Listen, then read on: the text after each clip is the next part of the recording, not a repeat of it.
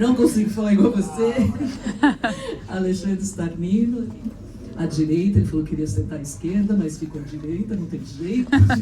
Psicanalista, doutor em filosofia pelo Unicamp, autor de Jacques Lacan, Uma Introdução, e coordenador do curso de pós-graduação em psicopatologia, psicanálise clínica contemporânea no Instituto ESP. João Paulo Severo da Costa, psicanalista, mestre em filosofia, professor do Instituto ESP Brasil e membro associado da Escola Lacaniana de Psicanálise do Rio de Janeiro, coautor do livro Amor, Desejo e Gozo, volume 2. Christian, quando quiser. Então, vou te pedir para você fazer uma breve introdução e os comentadores vão trazer questões, recortes. Então, antes de tudo, queria agradecer, a Patrícia, que já há quase uma década promove o lacaniano e promove a psicanálise por São Paulo, fazendo um trabalho muito bacana de locução e de capilarização dos debates psicanalíticos no contexto das bibliotecas, das livrarias, dos centros culturais. Eu acho que é um privilégio ter alguém com esse trabalho já há tanto tempo. E eu me sinto muito orgulhoso sempre de ter sido o paciente zero, o caso zero da Patrícia, que inaugurou-se essa série há tanto tempo lá na Rua Augusta. Não era Baixa Augusta aqui, não era Baixa Augusta, os anos assim, de experimentação, puffs, e o pessoal assim, bem legal. Enfim, tenho boas lembranças desse trajeto. Queria agradecer aqui a Bíblia, vocês, o pessoal que veio para a gente conversar e falar um pouquinho do livro. A ideia desse livro, no fundo, envolvia um projeto um pouco maior. Queria discutir o estilo do Lacan a partir do Brasil. É um enigma que já há algum tempo me ocorre de como um autor com essas peculiaridades assim, no modo de escrita e com o nível de exigência linguístico, filosófico, topológico, antropológico e psicanalítico que ele exige, como é que um autor assim tão complexo, tão erudito, ele se tornou um autor, não vamos dizer popular, mas extremamente lido no Brasil.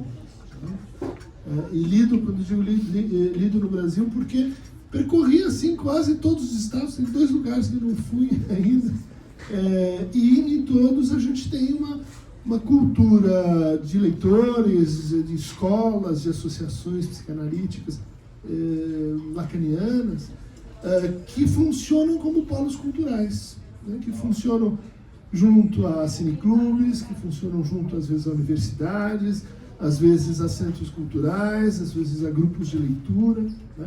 Isso é um acontecimento para o Brasil.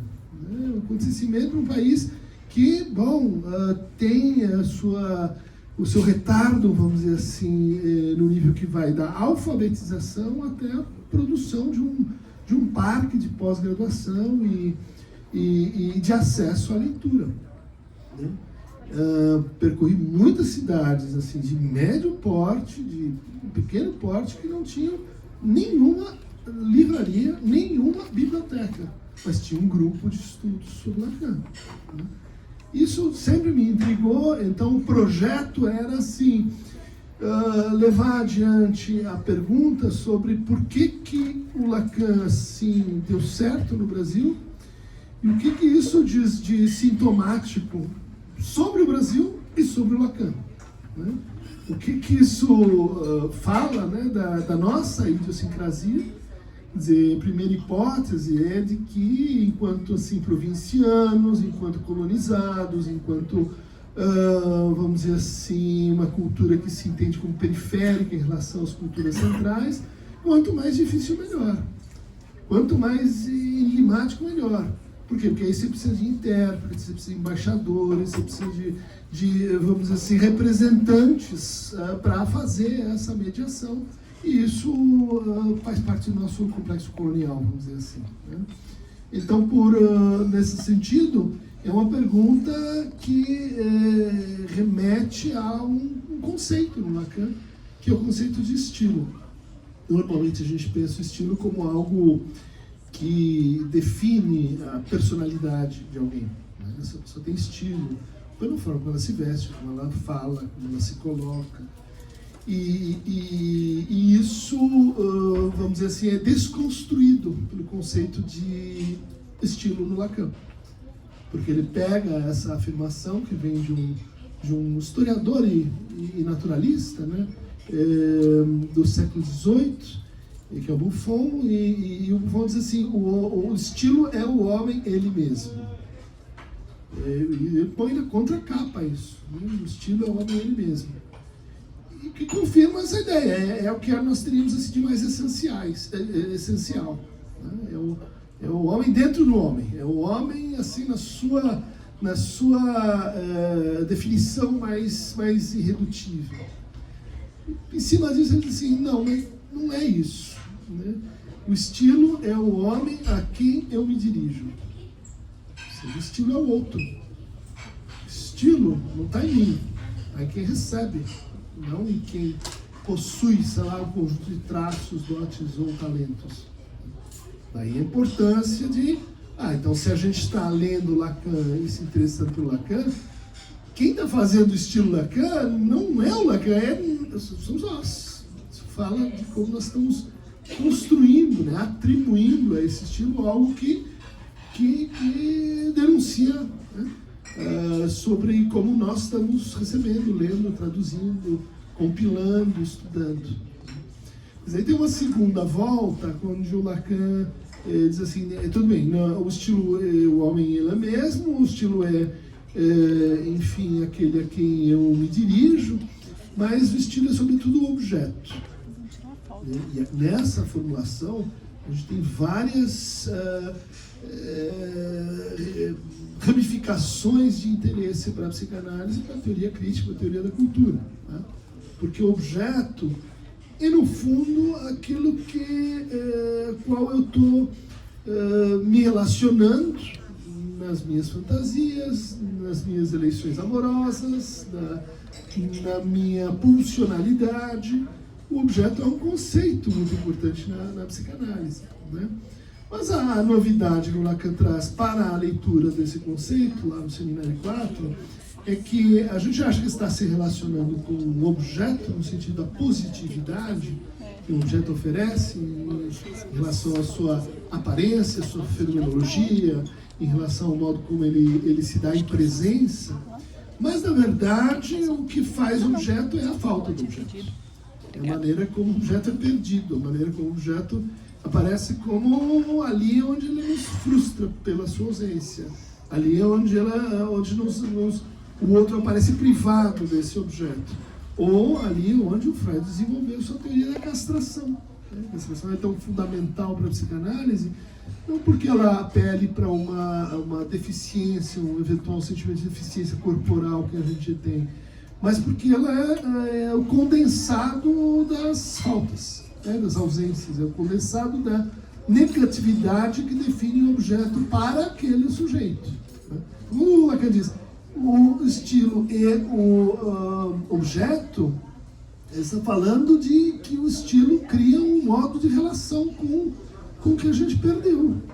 Uma definição acho muito interessante, muito potente.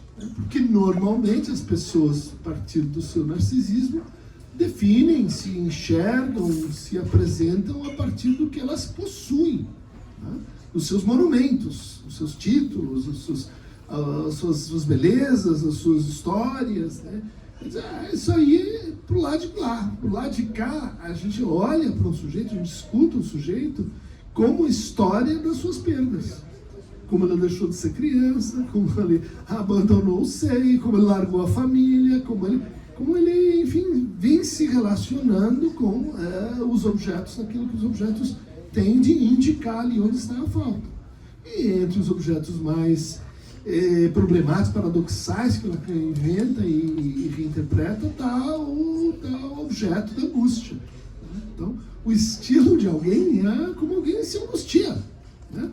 Uns arrancam o cabelo, outros tentam tirar a calça da cabeça, os outros angustiam um outro, outros transformam aquilo em ansiedade. As fórmulas são as mais vastas.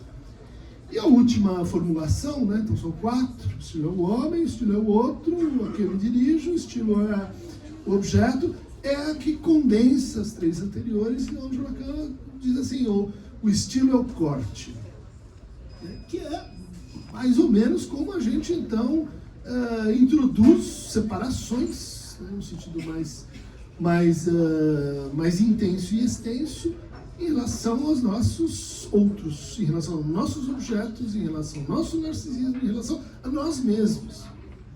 Então, são definições sucessivas. Por que eu estou retomando isso? Porque tem uma afirmação contundente de Lacan quando ele fala no próprio estilo dele. Diz assim, o que eu pretendo transmitir, então, não são os conceitos, não são as ideias, não é a mensagem, não é a verdade freudiana. Eu já tenho dito isso, em vários momentos de roubo ele tem essa identificação. Né? O que eu pretendo transmitir é meu estilo. Você diz, mas então, para ser lacaniano você tem que falar difícil, ninguém entende você, veste gravata borboleta, fala umas piruetas e tal, daí sou lacaniano. Não pegou o conceito de estilo. Porque estilo quer dizer, como você se separa desse negócio. Né? Como é que você pega o estilo de Lacan e cria um outro estilo, né? Que seja o seu.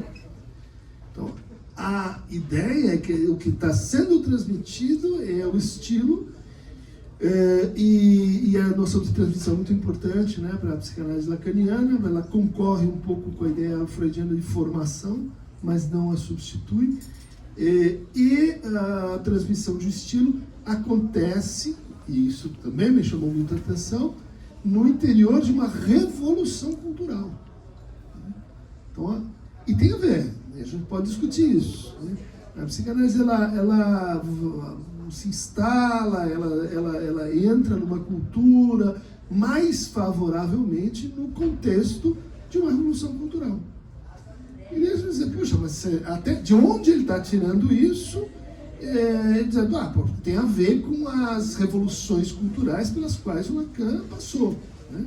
Os anos 30, vamos dizer assim, as vanguardas que ele viveu por dentro, né? O surrealismo e outras, das quais ele participou. Depois a Revolução de 68, maio de 68. E a psicanálise nos Estados Unidos, ela tem que ver com a Revolução Cultural Americana, né? Lá, os anos 70 e tal.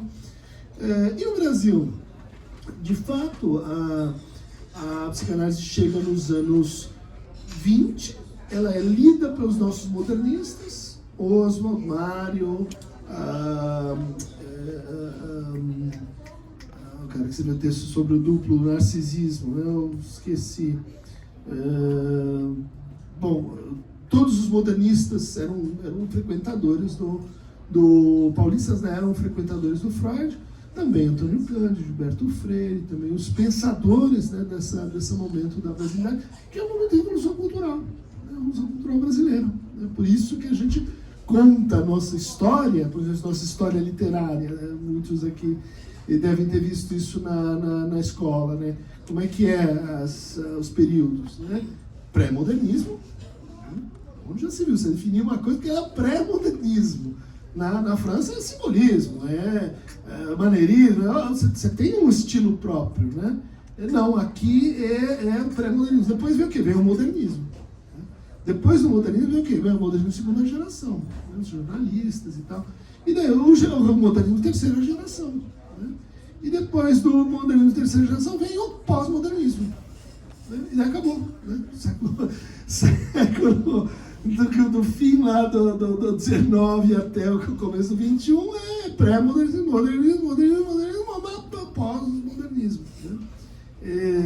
Então, o Lacan, a psicanálise aparece aí nesse primeiro momento que define uma revolução, né, em que, pela primeira vez, a gente começa a dizer o que é nosso, é a nossa antropofagia, como é que a gente faz a articulação entre raças, tudo discussão para o bem e para o mal. Quem está certo a gente pode ir lá ver na boca do caixa, mas estamos discutindo brasilidade, né? Nos anos 20 largaram essa discussão.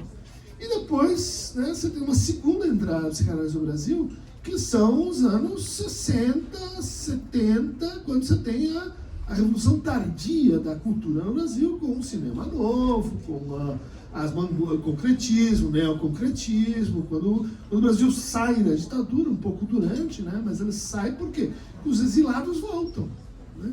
Então é Gil, é Caetano, todo mundo que... Glauber Rocha, que assistiu os seminários do Lacan, volta, né, para o Brasil, e aí a gente já tem aí um momento muito fértil, né, da nossa cultura, que está nos anos 70, nos anos 80, né, que é um pouco quando a gente pôde viver isso de forma mais aberta, né, mais coletiva, mais, vamos dizer assim, instituída até, né? Bom, e aí você tem entrado no Lacan. O Lacan chega no Brasil nesse momento, e parece que ele se conectou e confirma a ideia de que a psicanálise, quando ela entra numa cultura, ou é porque essa cultura já está assim numa espécie de reconhecimento de uma própria contradição interna, ou porque a própria psicanálise ajuda a que isso aconteça, né? Ao introduzir a peste, né? Eles não sabem, nós estamos trazendo a peste para eles, a frase do Freud para o Jung quando estão chegando no porto lá de Boston. Bom, dito isso, né, a gente tem o que era o projeto do livro, né? O livro falado do estilo Lacan e depois Brasil.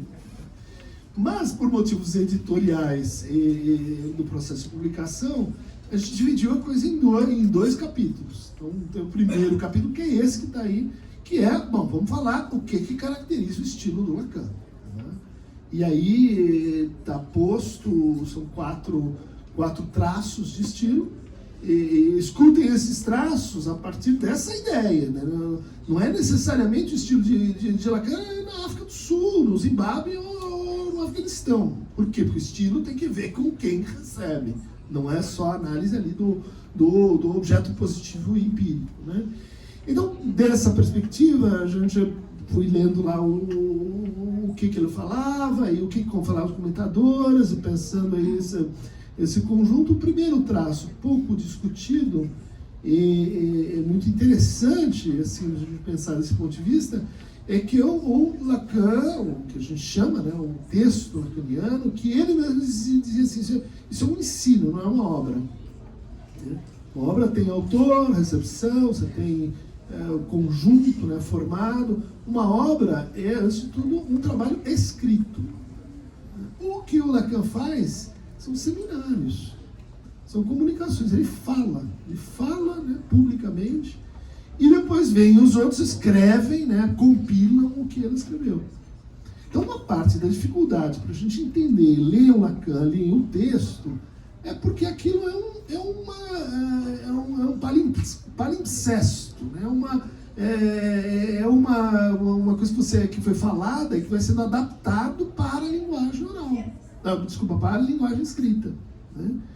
E ele mesmo dizia, não sou um bom escritor. Muitos dos textos que a gente tem nos escritos, né, que o próprio título escrito já é uma denúncia disso, porque quem, na tradição francesa, dá o nome para um livro de écrit, ou seja, escritos, é porque não é escritor. Né? Um pintor tem um livro chamado Escrito. Um político tem um livro chamado Escritos. Um dramaturgo tem um livro chamado Escritos. Por quê? Porque a prática do cara era teatro, literatura ou pintura. Mas eu escrevi umas coisas, então chama isso aí de escritos. Né? Então, pensando nisso, que quando você pega um livro chamado Escritos, é porque o cara não é escritor. Né? Porque ele faz outra coisa. E faz sentido, no caso do Lacan, que ele tenha feito assim. E quando a gente olha para os textos, eles são sempre pareáveis com os seminários, né? E muitos deles são tentativas de resumo dos seminários anteriores. Né?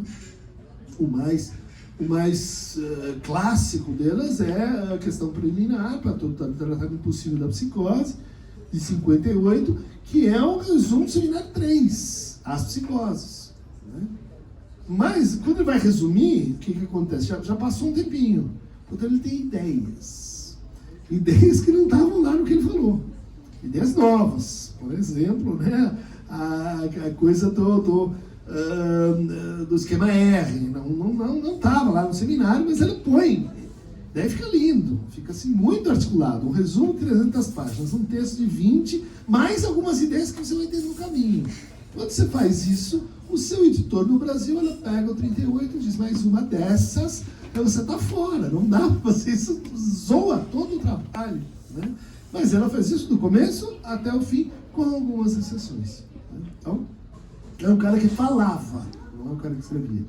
O segundo ponto é que ele vem de uma família católica, o irmão dele é monge beneditino, ele andou dando seus pulos na Action Française, que era um grupo católico de militância política, e vinha de uma família de devotos, né, do cristianismo católico, da cidade mais católica da França, que é Orleans, né, onde estava Joana d'Arc, por exemplo, deteve os ingleses, se não me engano, foi queimada em Orleans também, né? E o problema é que ele, com 16, 17 anos, lê Spinoza e começou ateu. Né? Ateu, mas isso vai dar problema aqui, né? Estudou no colégio católico. Né? Esse negócio aí da religiosidade, isso não tem a ver comigo. E eu estou muito impressionado, né? Ele chega a essa conclusão a partir de um professor de segundo grau. Não existe segundo grau, ensino médio. Ensino médio, que era um estudioso do San Juan de la Cruz. Ou seja, um poeta, é um religioso, mas é muito mais conhecido como um místico. E daí quando você começa a perseguir isso na rota biográfica, você começa a ver que há uma linha de continuidade, eu não vou refazer isso aqui com vocês, que começa lá com Santo Agostinho, e uma pergunta que é assim, tem o bem e tem o mal, e daí tem Deus e o diabo. De onde vieram essas figuras? O que havia antes de Deus e o diabo? Ou, melhor dizendo, qual é o fundamento, né, das dualidades? O Santo Agostinho tinha sido maniqueísta. Né? Qual é o fundamento do dois? O fundamento do dois é o seguinte, é o Abgrund, é o abismo, né? É o escuro, é o que não se pode ver, né? É o que está embaixo da terra. E esse que não se pode dizer, que é o mudo, né? Tem uma palavra para isso, chama místico. O místico é aquele que está às voltas com o que não pode ser dito, o que não dá para ser dito, o que está lá no precipício. Então, apesar de recusar a religiosidade, Lacan vai citando e vai dialogando com Santo Agostinho, depois ela dialoga com as místicas do século XIII, né? Dialoga com o mestre Eckhart, depois ele dialoga com o Jacob Boehme, que é de onde ele tira a ideia do estágio do espelho, daí ele dialoga com o Ângelo Silésios, daí ele dialoga com... vai pegando um por um, é uma reta, né? Até chegar no herdeiro moderno, mais conhecido dessa tradição, que é o Hegel. Então, quando você diz, mas o Lacan foi o leitor do Hegel, certo, é verdade, mas não é só isso. Né? É uma arqueologia toda que leva ele ao Hegel. Né? E essa discussão, vamos dizer assim, com um certo tipo de religiosidade, que não é teológica, mas é apofática, ou seja, não dá para falar o que é Deus. Né? Nós não sabemos sobre isso. Mas aí se coloca um problema que é os limites da linguagem. O que significa falar. Né? O que entra ali, eu acho que fica de fora. Até o filósofo Wittgenstein tem essa, né, isso aí é o místico. Né? Ele usa a mesma expressão. Bom, então, Lacan, oral, em segundo lugar, ela tem essa posição ligada à negatividade. Né? De pensar as coisas pelo não sem, o não todo, o não ainda, o não isso. E é parte do estilo. O terceiro elemento do estilo é o que ele reputa como próprio, e ele diz assim, meu estilo é barroco. Meu estilo é barroco, eu sou barroco, E aí tem todo um conjunto de implicações disso, né? Desde a ciência barroca, né? Até as telas barrocas que o Lacan analisa, até o problema, vamos dizer assim, de um dos conceitos mais difíceis do Lacan, que é o conceito de gozo, e um conceito que é muito difícil de ser pensado sem a estética barroca. Né? Então, eu sou o Góngora. Góngora é um poeta espanhol barroco. Eu sou o Góngora da psicanálise. Meu estilo é esse. Aceite se você quiser. E um barroco nunca fala sem a torção, né? Sem a versão, sem a... Pega as colunas barrocas, né? São torcidas. Por quê? Porque é um jogo de ilusões. É um problema da ilusão. Como é que é? Qual é o estatuto da ilusão? Como do erro, do engano, da mentira, como formador da verdade. É um jeito de pensar, um jeito barroco de pensar, um programa, né? Um programa de rediscutir a ciência a partir do barroco. Né? O último traço do estilo Lacan, esse vem, pelo que aí escavei e tal, vem um pouco dos encontros Lacan nos anos 20, na sua adolescência, vamos dizer assim, mas se aprofunda muito quando ele se casa pela segunda vez. É um drama quando ele se casa, porque ele pede para o irmão ver se o irmão fala com o Papa para anular o casamento dele. Tinha 3 filhos. Né? O cara era nem... Vocês veem que o cristianismo não saiu tão fácil dele. Mas a ideia é que quando ele se casa pela segunda vez, com a Silvia Bataille, mãe da Judith Miller e tal, e ela era uma atriz muito importante. Uma atriz que trabalhou com Truffaut, Dreyer, uma atriz importante no cinema francês. E a gente não dá muita importância, né? Por quê? Porque primeiro casou com o Georges Bataille, um monstro sagrado da sociologia francesa. Depois casou com Lacan. Ela passou para a história como a esposa dele. Né? Só que ela era porreta. Ela estava muito muito mais dentro da arte do que o Lacan, né?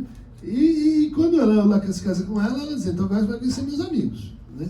Salvador Dalí, né, o Picasso, vai conhecer o Breton, vai conhecer os meus amigos e os amigos dos meus amigos, Sartre, Merleau-Ponty, Lévi-Strauss.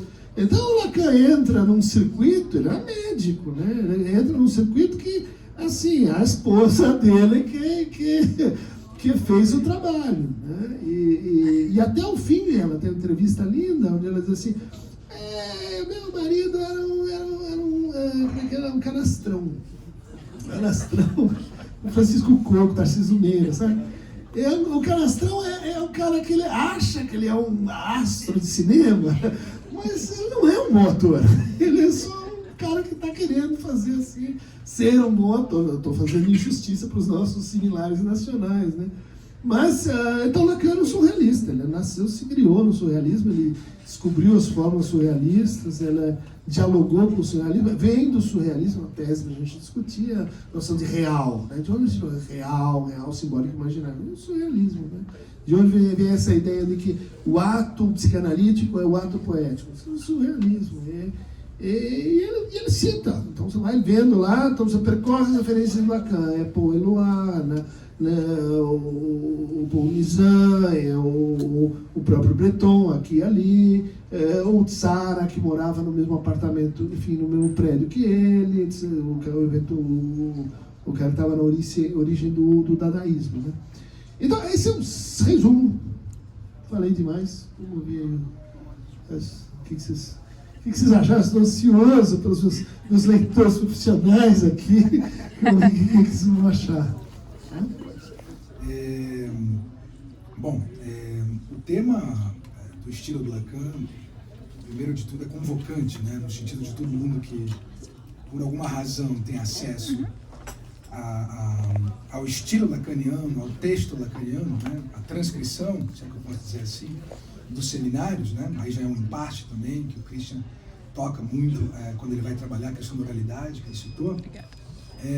A gente tem ali algo que está fora de uma objetividade que escancara, né? Que aparentemente se mostra como uma sedução por encontrar uma resposta, né? Então os seminários, os escritos, têm essa não clareza, essa não clausura do óbvio, Então, exige uma convocação, que logo no início do texto, o Christian traz, né, o início, na verdade, a apresentação dos escritos, em que Lacan traz que ele espera, a expectativa dele é que os leitores deem algo de si, né, algo de si de quem lê. Né? Então, aí entra, me parece, a questão do estilo. Né? O Christian, ele declina de maneira bem interessante a afirmação do Conde de Buffon, de que o estilo é o homem, Louis Meme, ele mesmo, né, declina, o estilo é o objeto, o estilo é quem eu me dirijo, né, e depois o estilo é o corte, que aí implica também a própria clínica. Né? Então, quando essa declinação já mostra que se o estilo é o objeto, digamos que não está como uma posição, ou mesmo uma questão para o Lacan ser claro. Né? Aí entra toda a maneira como o Christian vai organizar. Eu acho que tem pontos muito interessantes, que não só na maneira como ele vê no Lacan esses elementos. Primeiro a oralidade, depois a relação com a mística, né? Depois o barroco, depois o surrealismo. Mas também a maneira como ele constrói no livro, eu acho que isso é muito rico para o leitor, essa construção histórica mesmo, né, desses elementos. Tanto a relação da oralidade com a escrita, como isso é tenso na questão do Lacan, né, na maneira como o Lacan transita com o seu estilo, eu diria, em movimento, né. Depois perpassando pela mística e trazendo a questão da negatividade, depois o barroco, como ele trouxe, né, e tendo o Hegel ali, que de fato influenciou muito Lacan, sobretudo quando ele sai da faculdade de medicina e passa de certo modo, ter os anos de formação com a psicanálise, né, e depois, por fim, o surrealismo, né, em que há ali uma coisa muito interessante, que eu achei bem interessante, é trazer o Breton como figura central ali, que tanto atravessa a relação com Freud e o surrealismo, e perpassa por Lacan. Né? Me pareceu uma maneira bem interessante. Mas eu queria aproveitar esse espaço para trazer duas questões aqui, por o Christian ter essa oportunidade. A primeira delas se relaciona mais com a conclusão. Né? Na introdução você traz que há uma preocupação também, não só em fazer uma espécie de gênese do estilo, mas também com a transmissão contemporânea da psicanálise. Aí você traz a questão da democratização da psicanálise, né? E você traz algo bem interessante para a gente tocar, todo mundo que está na psicanálise, que é a questão, você diz, das escolas digitais. Né? O quanto que a questão dessa transmissão que, por vezes, opera como, digamos, uma formação talvez precipitada de analistas, a entrega de kits, esses pontos. Então, e também você traz também o psicanalitiquez, também, que seria uma forma de uma psicanálise que, por mais que se defenda a não regulamentação, mas também que deixa essa questão da formação, você traz a mão invisível, né? Que não pensa nos dispositivos, que digamos, não presta conta ao social. Então, o que eu queria te ouvir um pouquinho, nessa primeira pergunta, é sobre como você vê os desafios mesmo, a transmissão do Lacan neste aspecto, né, no pós-pandemia, com essas questões que eu citei. E também, um segundo ponto, como você pensa o próprio discurso universitário nesses impasses, que eu posso dizer assim. E a segunda questão, acho que eu tenho um pouquinho mais de tempo. A segunda questão, Christian, tem um ponto no Lacan que você traz em algum momento do texto, que é a questão das formalizações. Né? Você até citou o esquema R, que ele coloca depois. Né? O Lacan trabalha as formalizações, como a gente sabe, desde lá do estágio de espelho, antes ainda do retorno a Freud dos anos 50, passa pelo esquema L, esquema R, esquema I também, que é o esquema da psicose, o grafo do seminário 5 e 6, depois alienação e separação na angústia, no seminário da angústia, os 4 discursos, e assim por diante, até chegar no burro meu. Eu pulei aqui várias formalizações. Mas eu estou em mente aqui um autor, o Newton da Costa, filósofo da lógica, né, do nosso centro de epistemologia da Unicamp. Ele tem um texto bem interessante em que ele fala que as formalizações em Lacan é muito mais uma alavanca heurística, no sentido de produzir algo que dali, aí entra, eu acho, a questão do estilo também, eu queria discutir, do estilo lacaniano de não fechar, por mais que seja topologia, matemática, elementos que exigem, em larga medida, um rigor, uma clareza, um fechamento. Aí eu quero discutir um pouquinho como você pensa essa questão das formalizações. Tem ali também o estilo lacaniano, nessa lógica que você traz de composição e das raízes do seu estilo? Essas são as duas perguntas que eu gostaria de fazer. Agradeço, Alexandre, as colocações que abrem, né, atualizam o texto, valorizam, né, o trabalho. Eu quero te agradecer. E vou fazer alguns encaminhamentos, acho que depois a conversa pode até continuar, né, sobre esse novo momento, que a gente pode dizer, você concorda, que é uma outra revolução cultural. Né? A chegada da digitalização no Brasil representou uma revolução. Né? Tanto porque a gente integrou famílias, pessoas que estavam distantes no espaço-tempo, quanto pelo fato de que a gente tinha, assim, recém-alfabetizado o país. Em menos de 10 anos, você tem 73% do país num instrumento de comunicação. Né? Então, isso propõe uma reviravolta da nossa economia, das nossas trocas simbólicas. Isso impactou, eu diria, muito verticalmente o Brasil. Acho que impactou o mundo todo, tá? Mas há algo assim que entrou fundo no Brasil, talvez pelo nosso momento, né? Talvez pela forma como o neoliberalismo estava chegando, talvez pelas injunções, né, políticas, um certo esgotamento de um programa lulopetista, né, de desenvolvimento. Quer dizer, tudo isso convergiu com a chegada de uma nova tecnologia, que é uma nova linguagem. Quando você tem uma nova linguagem, você tem um novo sujeito. Tá? Então, confirma um pouco a tese, né, de que isso vai mudar a psicanálise, e mudou. Né? Porque, a partir de então, eu vou ser rápido aqui, né, mas você rompeu um sistema de autorregulação que a psicanálise tinha, que é conhecido pelos juristas como o reconhecimento de regulação social difusa. Ou seja, a psicanálise é regulada pelos psicanalistas. E quem regula os psicanalistas? Eles mesmos. Ou seja, os psicanalistas se reconhecem entre si. E eles se reconhecem entre si porque eles têm, vamos dizer, instâncias comuns, né, como fez análise, estudou com quem, em que escola, né? Qual é o percurso de transmissão da psicanálise até você, né? Como a psicanálise chegou até você. E aí a gente entra no discurso universitário, pouco tematizado assim no contexto brasileiro, mas que tem uma... Por que o Lacan chegou e se estabeleceu no Brasil? Porque o Brasil escolheu como política pública, né, durante a ditadura, fechar cursos de filosofia, sociologia e letras e abrir cursos de psicologia. Né, porque é uma coisa mais prática e porque nós precisávamos dar conta das famílias desestruturadas, dos jovens subversivos. Nós precisamos o quê? Controlar a população. Né? Isso com uma peculiaridade, e de fato uma peculiaridade marcante, os nossos cursos de psicologia são habilitantes. Isso não existe em lugar nenhum civilizado do mundo.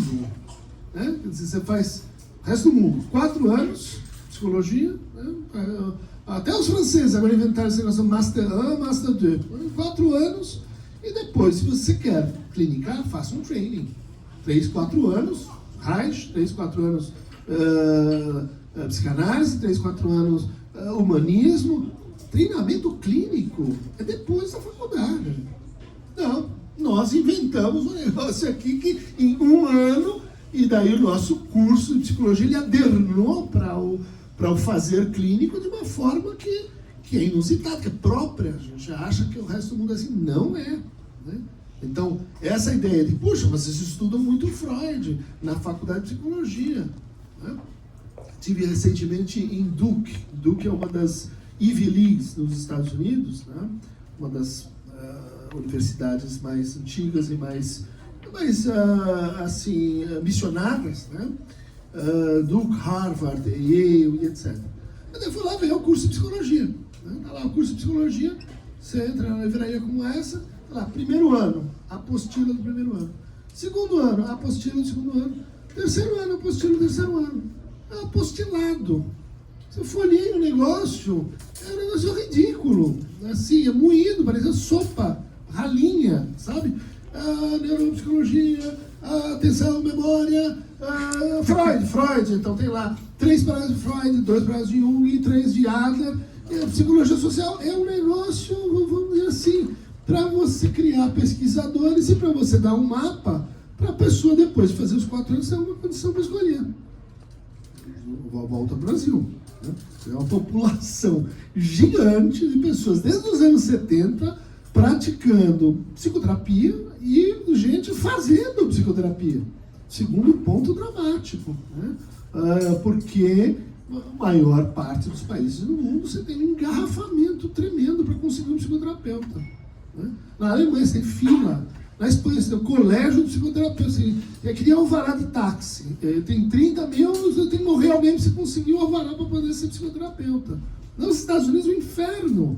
São provas, e aí você tem que voltar, fazer de novo, tem que fazer um mestrado, cada estado é um pouco diferente. Nós não, toca o barco, 5 anos, abrir meu barraco e vamos em frente. Coisas ruins acontecem, coisas boas também acontecem quando você tem muita gente jogando futebol. Né? Sai um time decente de vez em quando, a gente ganha o campeonato, porque é muita gente. Agora, você imagina que é muita gente que foi para onde? Para a internet. Quando foi para a internet, ruiu o sistema de regulação social difusa. Por quê? Porque você pode anunciar seu serviço, né? Afinal, todas as profissões estão passando por isso. Segundo lugar, você pode amealhar reconhecimento e reputação de não especialistas.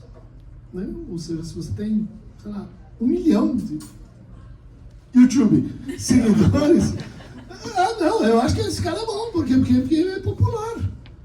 Isso é uma coisa bizarra, é uma coisa errada. Todo mundo sabe que é errado, mas assim, tanta gente não pode estar errada, né? Então vamos lá.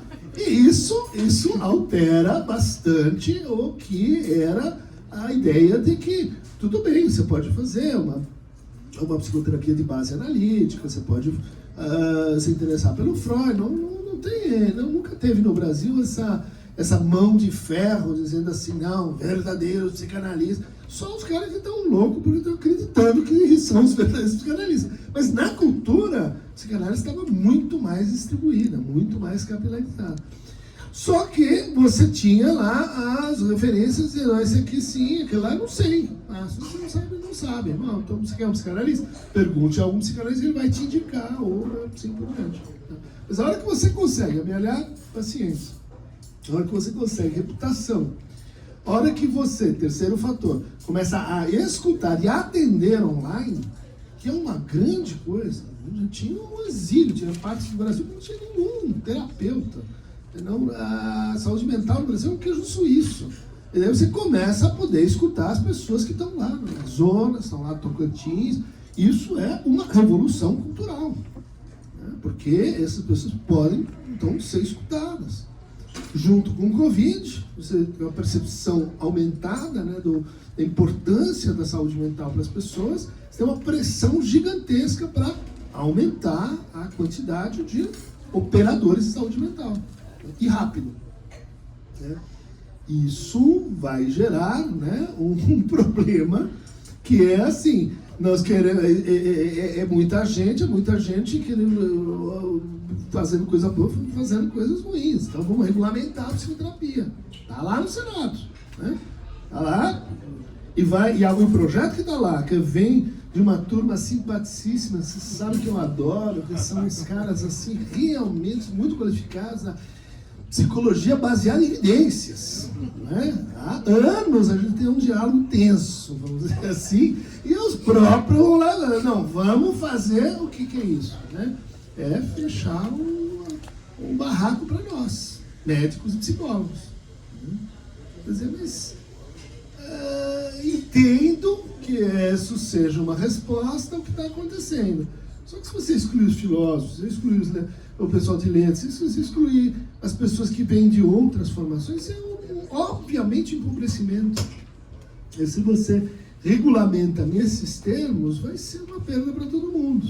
Ah, mas aí a segurança da população, nós vamos saber que temos ótimos só terapeutas e psicólogos, 5 anos, isso é uma piada de mau gosto, porque em vez de dizer qualifica, estão dizendo, não, vamos empreitar e vamos deixar com a gente a administração da barbárie.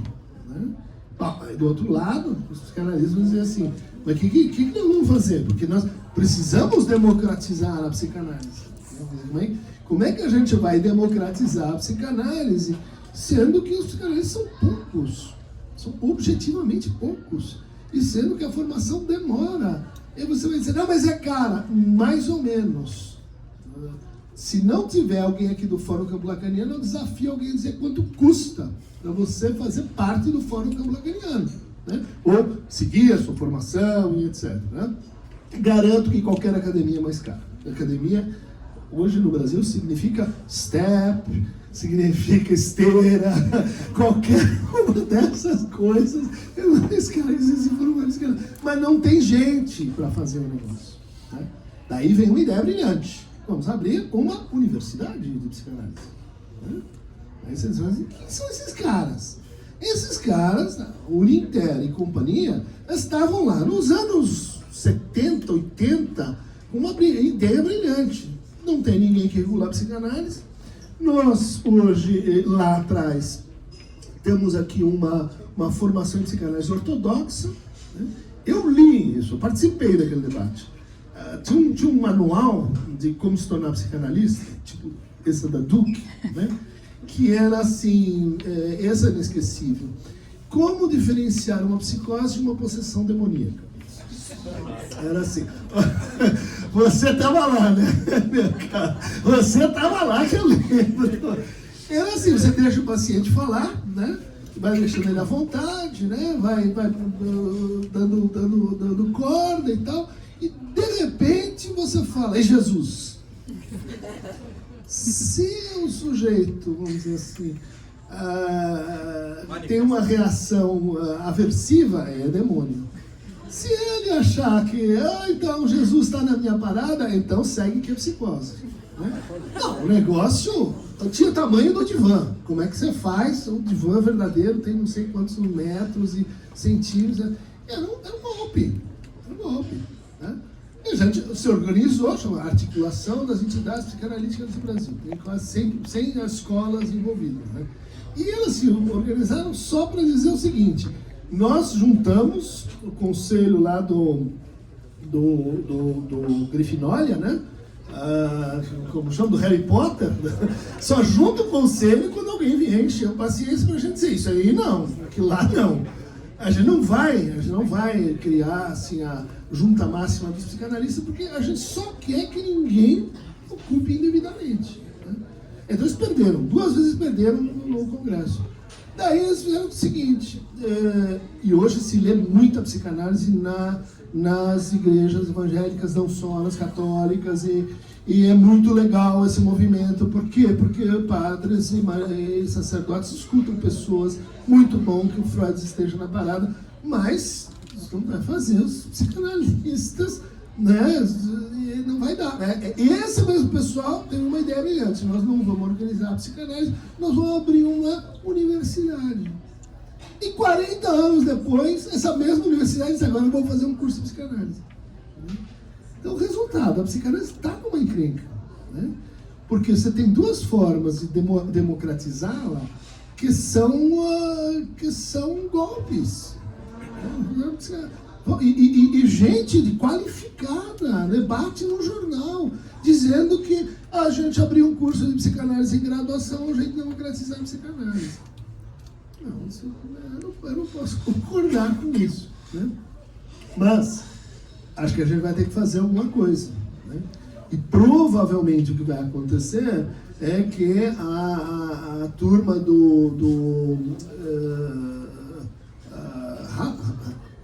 como chama? O castelo do Harry Potter é Hogwarts. A turma do Hogwarts vai dizer, olha, não dá mais só para a gente falar que não. A gente vai ter que reconhecer quais são as instituições que fazem boa formação. Né? Isso inclui as digitais, não digitais.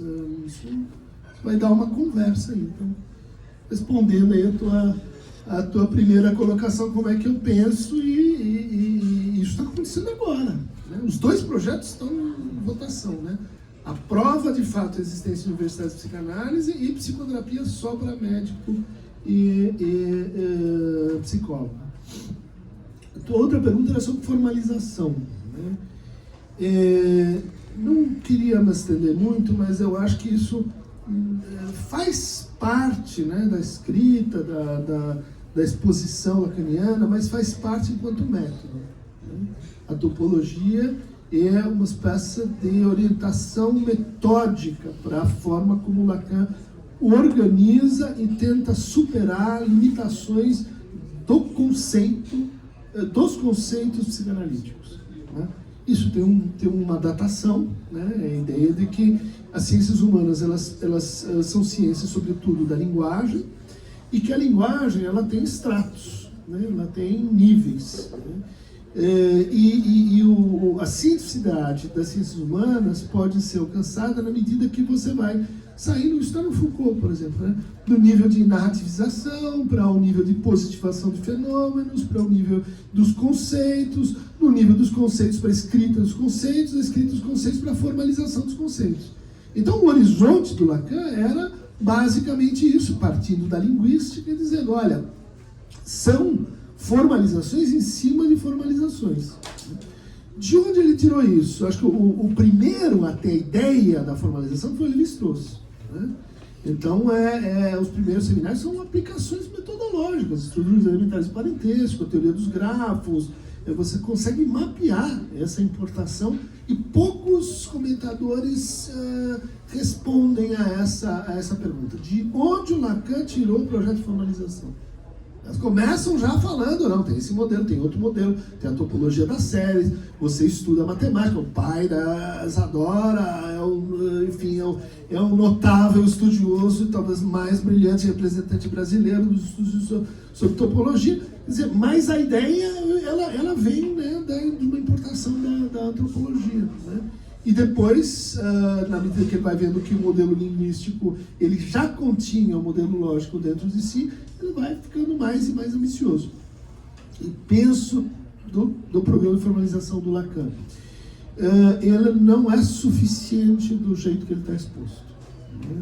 A maior parte das formalizações, que a gente chama de formalizações do Lacan, são assim: olha, espero que um dia algum matemático bem dedicado faça a demonstração de que você pode, de fato, derivar cálculos desses modelos. Né? Porque eles são modelos que, como disse o Newton, conhecia o Newton Acosta, a gente discutia, o Lacan tá louco, você vai no seminário 20, isso aqui está tudo baixo, mas não é totalmente errado, porque não era só a coisa do heurístico.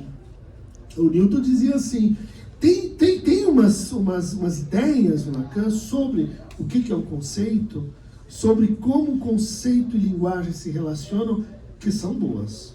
São ideias que remetem a um problema que estava na filosofia da época e que o Newton da Costa tinha muito respeito por esse problema, que era o seguinte: é possível formalizar a lógica hegeliana? A lógica hegeliana baseada em conceitos.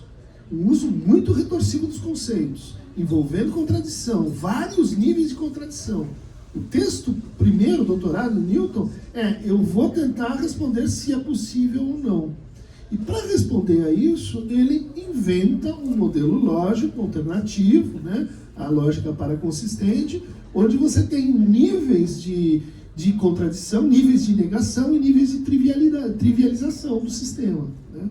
Isso aqui serve para a psicanálise. Não quer dizer que a psicanálise seja ciência, não quer dizer que estamos salvos da nossa bagunça, mas você lê o trabalho lindo, chama As Duas Colunas de Hércules, é um resumo, né, da história da lógica paraconsistente, e está lá uma das aplicações potenciais e reconhecidas por essa tradição é a psicanálise do Lacan. Né? Então, precisa de um trabalho de pegar essas intuições do Lacan e de desenvolvê-las, e que, em geral, os analistas eles têm dificuldade nessa parte, porque isso exige intuição matemática, domínio das formas, não só para entender o Lacan, mas para fazer aquilo render, né? Para fazer aquilo, se funciona ou se aquilo tem, vamos dizer assim, alguma fundamentação. Quem fez isso melhor que o Lacan foi o Badiou. O Badiou usa, né, mesmo apelo, né, aos problemas lógicos, né, Cauchy, o paradoxo do Cohen, o problema da forçagem, ele pega isso e faz todas as passagens. Por isso, por exemplo, o recurso a alguém como o Badiou, mas tem outros, me parece imprescindível para você fazer as formalizações de fato representarem um programa de pesquisa dentro da psicanálise. Isso que ele legou para a gente. Acho que é muito mais assim como é que a gente usa isso do que como acontece na maior parte dos comentadores, que é tomar as formalizações como acabadas. Né? Lisa, boa noite, minha querida amiga.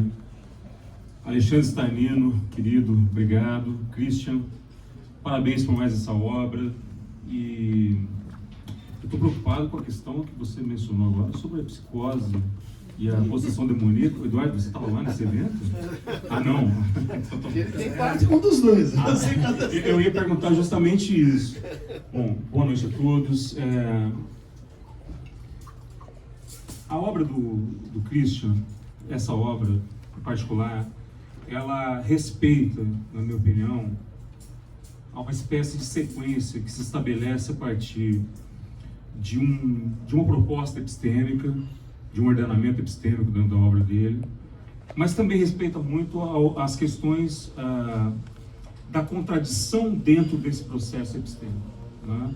Quer dizer, a partir da leitura do cálculo neurótico do gozo, passando pela estrutura da constituição da clínica psicanalítica, e chegando em mal-estar, sofrimento, sintoma, Por que Lacan, que é uma compilação de textos ali que abarca em torno de 20 anos, por aí?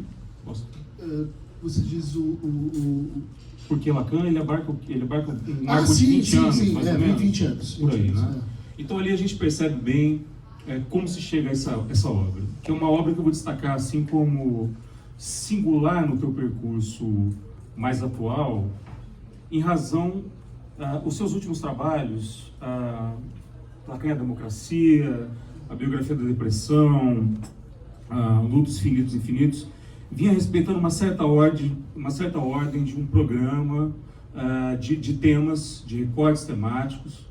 E o estilo de Lacan, ele quebra um pouco essa sequência, não sei se você concorda comigo, trazendo, né, uma espécie de condensado, mas também trazendo uma espécie de talvez de um ponto referencial para aquilo que você pode se propor no futuro dentro do seu trabalho. Obras sobre o estilo de Lacan são poucas, mas algumas já foram, eu não vou citar aqui, evidentemente, mas já foram publicadas. E uma das coisas que sempre me chamou muita atenção, existe, já que o surrealismo é um dos temas base para nós aqui, existe um processo de criação do surrealismo, que a tradução seria do francês o cadáver exótico, né? Cadáver écuit, talvez alguma coisa nesse sentido, que era um processo onde... Saboroso. Cadáver que é bom de comer. É bom de comer. E esse processo ele consistia numa dobradura, numa folha de papel, né, onde se propunha a um grupo de 4 pessoas, por exemplo, que fizesse ali, né, o desenho sem que o outro pudesse ver, um fragmento do desenho. Então tem obras sensacionais, né, que tem o Tanguy, Miró junto, enfim. Um processo muito interessante de criação, não só de algo da ordem pictórica, mas também de textos que eram produzidos nessa modalidade. E ali você tinha formações que caracterizariam talvez um projeto de surrealismo mais próximo daquilo que a gente possa pensar, né? Pensando na estética, né? Talvez a prima pobre aí da filosofia, eu não considero assim, mas eu sei que, acho que o próprio Christian acho que considera também. E eu vejo isso muito recorrentemente na questão de um programa epistêmico que se desenvolve a partir da tentativa de um projeto de entender Lacan a partir do estilo, né? O seu trabalho vem trazendo na sequência, né? Eu me lembro de um vídeo que você publicou uns 3 anos atrás, de como ler Lacan. Enfim, essa pergunta que vem recorrentemente nos cursos de formação, eu dou aula com o Alexandre no ESP e em outros institutos, como se aperceber, como notar um estilo, né? E o Christian traz isso com essas 4 colunas, né? O surrealismo, o barroco, a questão da dialética negativa, a questão da oratória. E esse livro, ele me trouxe uma pergunta fundamental, que é uma tentativa talvez da gente arregimentar e agrupar e, de certa forma, oferecer uma nomenclatura, que eu acho que isso é algo muito tendencioso da questão da ordem da crítica, do mundo cultural, né? O que é cinema novo, por exemplo? O Christian citou aqui.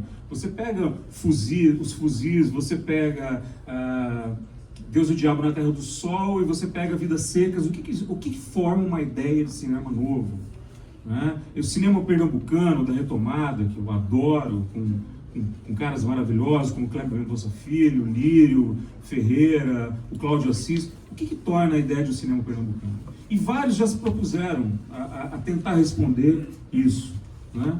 O que nos traz essa ideia de que há um elemento estrutural ou de um elemento pivotal, circundante, que forma um conceito nesse sentido, né?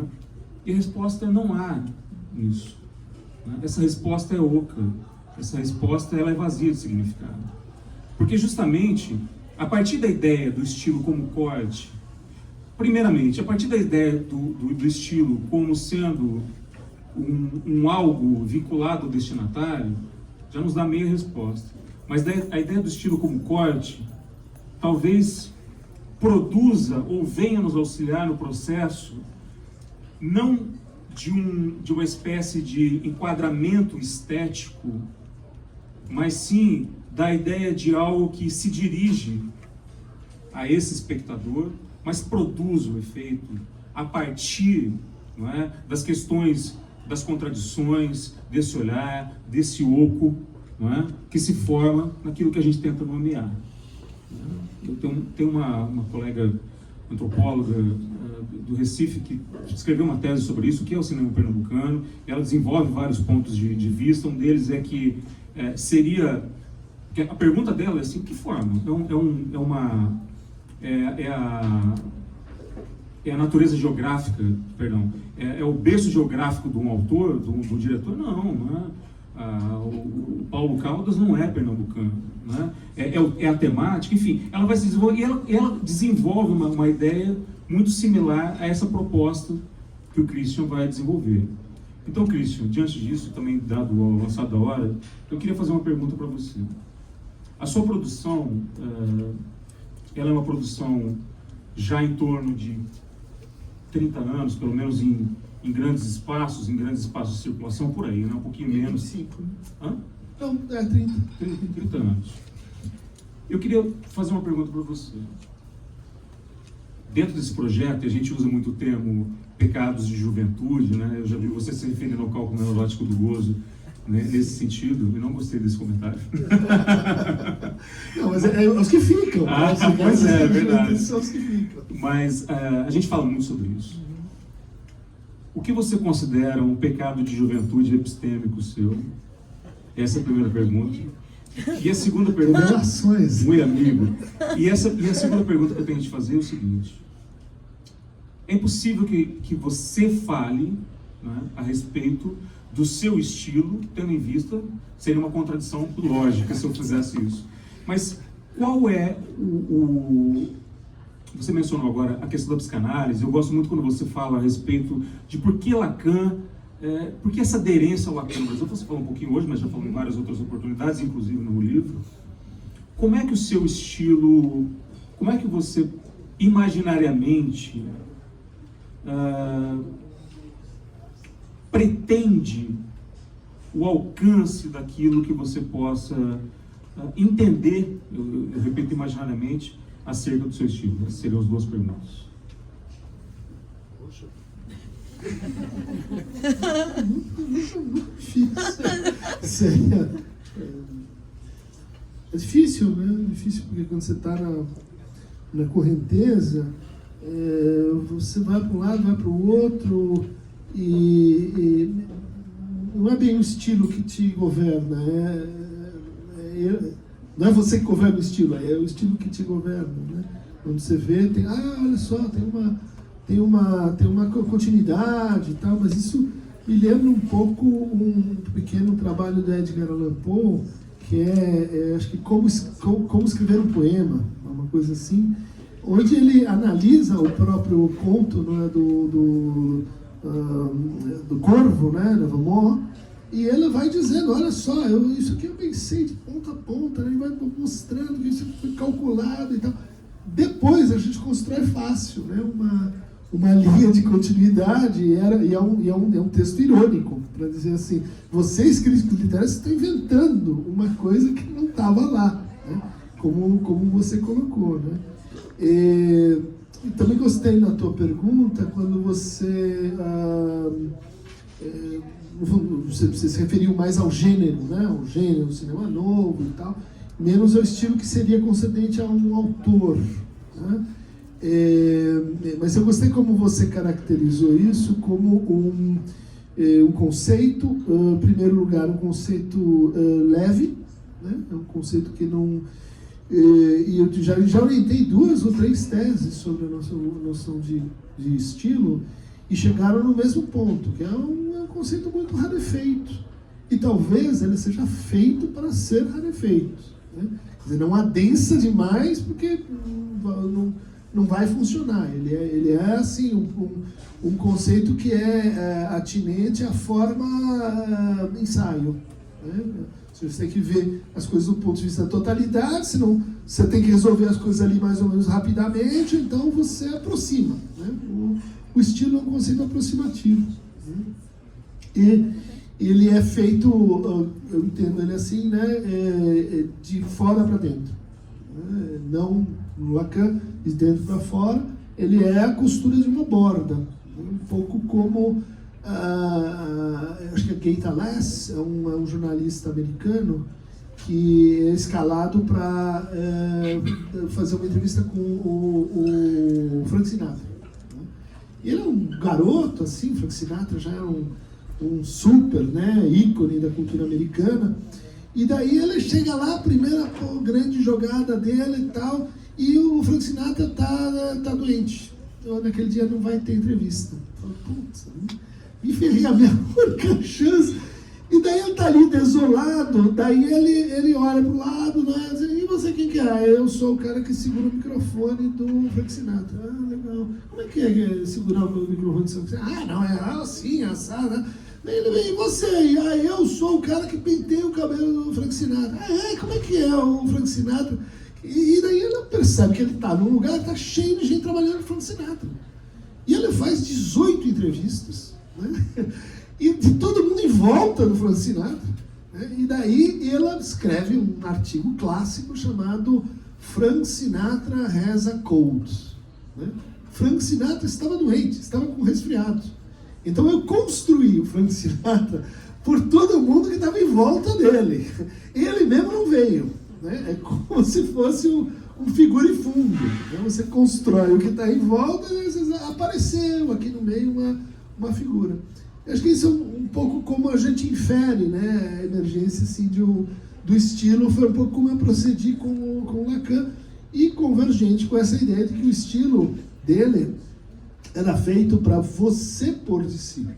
Para você criar assim, tantas ambiguidades que não adianta. O cara pode ser o Hércules da interpretação de texto, pode ter lido tudo que o Lacan diz, ele vai lá na frase e diz, eu não sei se o Lacan está querendo dizer isso sim ou isso não. É o contrário ou é o avesso, né? E isso aparentemente é proposital ou foi sendo assumido pelo Lacan como uma maneira de você dizer, olha, você quer estudar, praticar psicanálise? Né? Isso tem que ver com a questão do digital. Você tem que aprender a ler. O que a gente faz, assim, tem um tipo, né, de escuta, leitura, né? Como é que você aprende a ler? Lendo o manual do McDonald's ou o manual de How to Do, ou lendo, sei lá, textos difíceis. Nossos pacientes não chegam em, olha, introdução, método, resultado, objetivos, e agora vai a bibliografia. É até a zona, é difícil você conseguir perseguir as fraturas de sentido que você tem no discurso do paciente. Então, para se formar para isso, você tem que ser exposto a um texto cheio de lacunas, cheio de contradições, cheio de ambiguidades, né? E colocar-se sem violar o texto, né? Sem que você jante o texto, aí fica você falando pelo Lacan. Tem muito disso também, né? Bom, isso aí para então tentar aplicar, né, um exercício que seria assim, Frank Sinatra, Chris Dunker has a problem on his feet, né? Então, para tentar olhar para o que seria o meu pecado de juventude, tem uma resposta que eu talvez já tenha ouvido, eu vi que você, poxa, segue aí as coisas que a gente faz, eu te agradeço, foi uma virada, né, muito forte, inclusive foi um momento em que originou meu sotaque, né? A Cris, minha esposa, dizia, você está nervoso, né? Porque me veio o alemão, veio o italiano, veio um sotaque que acontece quando eu estou nervoso. Eu peguei esse sotaque, né? Eu tenho um momento que eu comecei com isso, que é quando eu fui para a Inglaterra estudar. Eu não falava também inglês, todas essas coisas lá, com línguas da minha família, né? Mas porque o pecado de juventude é quando eu chego lá. Aliás, Ian Parker e Erika Burman vêm para o Brasil segunda-feira que vem. Convido vocês para a matéria de pós-graduação que eles vão dar lá na USP, né? Segunda, terça e quarta. Vamos lançar o livro da Erika sobre o Fanon, né? Fanon in Action, né? Pela Blucher. E vamos relançar o livro do Ian Parker, Psicanálise Lacaniana, Uma Revolução na Subjetividade. Então, vocês estão todos convidados, né? Mas eu cheguei lá, 2001, eu já tinha escrito, estava terminando o Cálculo Neurótico do Gozo, não, 98 é a primeira vez que eu fui, ou seja, antes do Cálculo Neurótico do Gozo, e eu tinha publicado só em 96 o Lacan, Clínica da Interpretação, né? Daí comecei a assistir as aulas e tal, puta, feminismo, cara, esse negócio, eu nunca pensei que tinha uma relação com o cinema. Tem, teoria particular tem, marxismo, Zizek tem, Derrida, foi uma ampliação assim, do tamanho do mundo, muito importante para tudo que veio depois. Mas a interpretação que eu recebi, e ali era um ambiente realmente muito formativo, porque tinha gente da Índia, Bangladesh, Quênia, Canadá, cada um com a sua psicanálise, cada um com a sua loucura cultural, né? E um dia o Ian chegou para mim, eu lembro que a gente estava tomando um whisky na Manchester, uma praga de frio, e ele disse assim, ô Cris, agora que a gente assim tem um pouco mais intimidade e tal, eu vejo que o seu Lacan é bom, hein? O seu Lacan, fala o Lacan, tá? O seu Marx é básico, mas sobrevive. E o resto, você vai mais ou menos. Foucault aqui, um Derrida lá, um Deleuze, né? Nada mal para um nativo, né?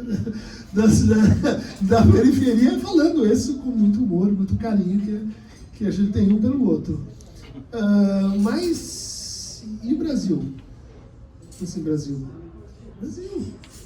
Cadê o Brasil no teu pensamento? No Brasil? Aí sabe quando você dá aquela puxada assim, que eu não tinha pensado nisso, né? E o Brasil? Como é que o Brasil entra na psicanálise aí que você está fazendo e tal? E é tudo teoria crítica, né? E o Brasil? É aquela engolida, assim. Eu lembrei que eu tinha conhecido Paulo Freire, pessoalmente. Paulo Freire. Né? Vi 2 vezes, li um pedaço de livro.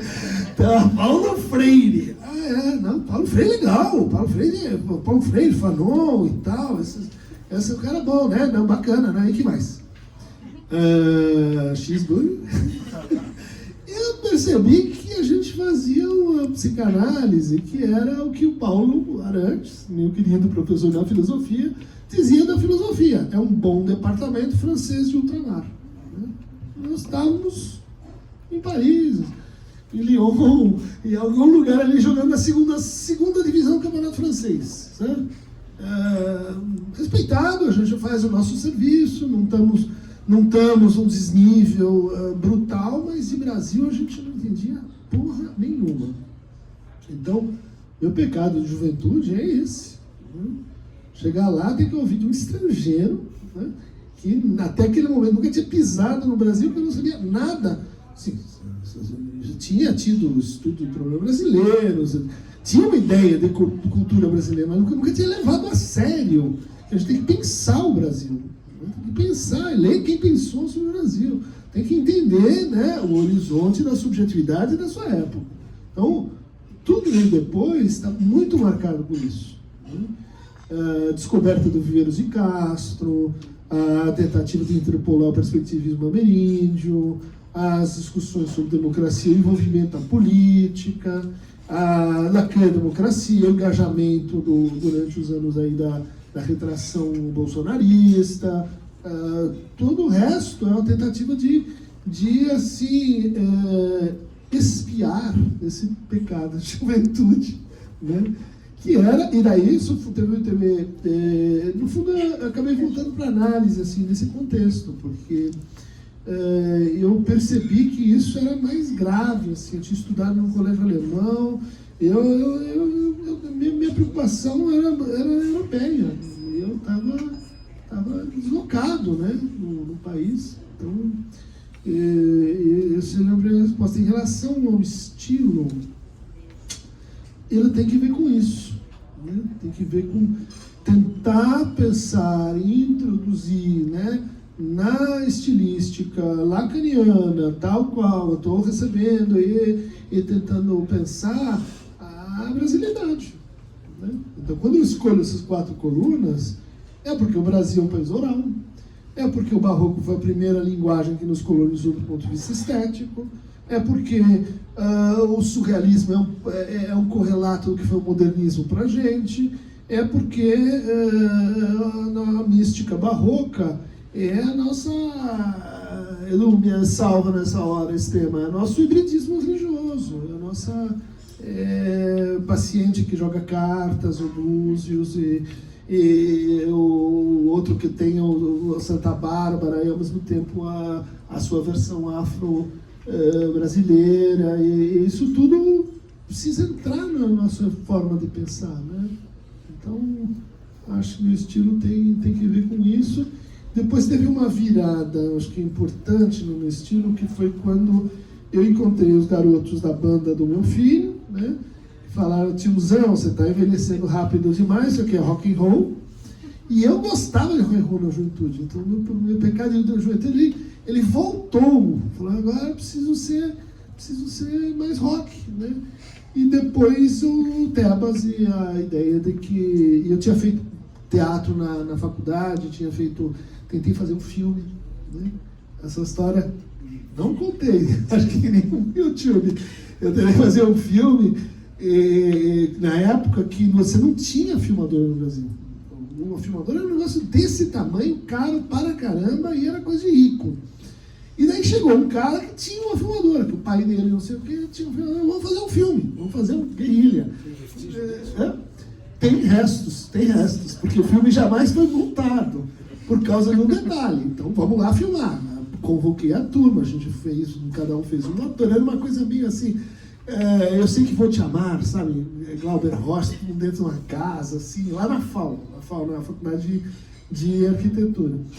Daí vai lá, filma, os negócios, não chegava a ser pelado, mas era bem corporal, assim, a coisa.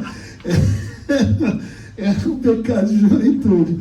E a gente filmou lá os takes, tinha um baby como chama, Stanley Burn, um roteiro. Daí chegou em casa, Porra, Luiz, isso aqui tá uma merda. Isso aqui tá horrível. Cara, a gente filmou tudo, porque não dava pra você filmar e ver como tava. Né? Era filmar e ir em frente, né? Cinema No Way. Isso no Wave.